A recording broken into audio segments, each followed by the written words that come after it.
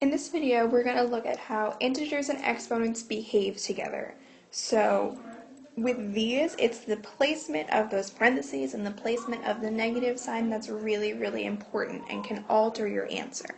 So the basic thing to remember here is for these first problems up here where the negative is inside the parentheses, if you have a even exponent, your answer is going to be positive, and if you have an odd exponent, your answer is going to be negative.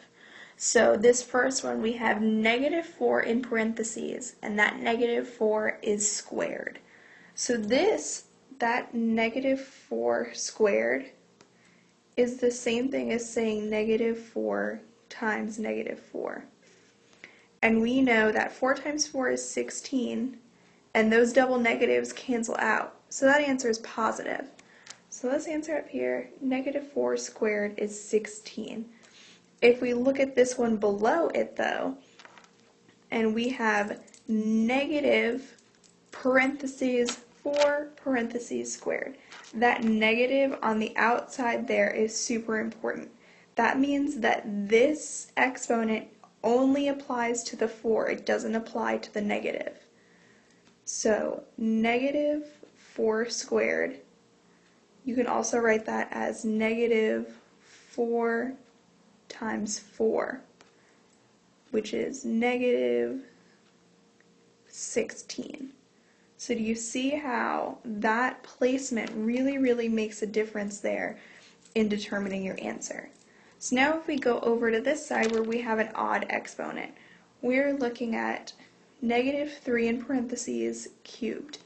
So this is the same thing as -3 times -3 times -3.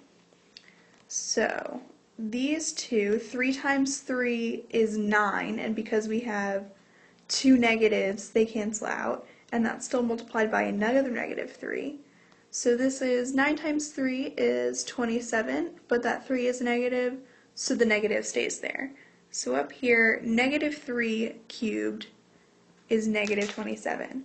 But now if we look at the second one below it, that's negative parentheses 3 parentheses cubed. We are gonna say that that's the same thing as negative times 3 times 3 times 3. So we already showed from the last problem that 3 times 3 times 3 is 27, and that negative is on the outside. So you see, even with these same types of problems, they don't behave the same, because here this one's positive and this one's negative, but over here both of these are negative.